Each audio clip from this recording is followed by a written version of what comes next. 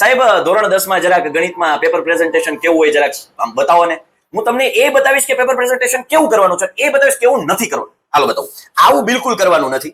Section એમાં સવાલો લખવા, ખાલી જગ્યાના સવાલો લખવા બિલકુલ નહીં લખવાના, કઈ જરૂર જ નથી. અને આ ખીચડો અને આ અક્ષર તમે જુઓ, થોડા વંચાય એવા લખો, બરાબર. આ ખીચડો કરવાની કોઈ બીજું ક્રમ અહીંયા લખવાના નથી. હાસ્યમાં પ્રશ્ન ક્રમાંક નહીં લખવાના, હાસ્યો ખાલી રાખવાનો, પ્રશ્ન ક્રમાંક હાસ્યમાં લખવાની. અને આમ જુઓ તમે, આમ જુઓ, આમાં પેપર ચેકરને ક્યાંથી ચેક કરવું ગમે હે ભાઈ, ક્યાંથી. અને આકૃતિ દોરી તો જો કાંઈ કોઈ લાગતું વળગતું નથી. એટલે આવું પેપર પ્રેઝન્ટેશન બિલકુલ હાલે જ નહીં, આવું કરાય જ નહીં. તો સાહેબ કેવું હોવું જોઈએ હે સાહેબ? પેપર પ્રેઝન્ટેશન કેવું હોય તો આમ સારું લાગે.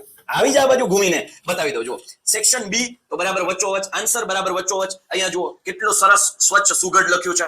જો નવો આન્સર 2 લાઈન છોડીને નવો વચ્ચોવચ જ લખવાનો, હાસ્યો એકદમ ખાલી. જો નવો આન્સર અહીંયા વચ્ચે. હું તો કહું હજુ આનાથી મોટા અક્ષરે લખો. આન્સર નંબર 28 પેપર ચેકરને મોટું દેખાય એ રીતે વચ્ચોવચ લખવાનો આગ્રહ રાખો. અને આવું પેપર પ્રેઝન્ટેશન હોય. કોષ્ટક હોય તો સ્કેલથી કોષ્ટક હોય. જવાબ ઉપર જો બોક્સ કર્યા છે, સૌથી અગત્યની વાત, આકૃતિ સ્પષ્ટ અને સુઘડ છે, જવાબ ઉપર બોક્સ.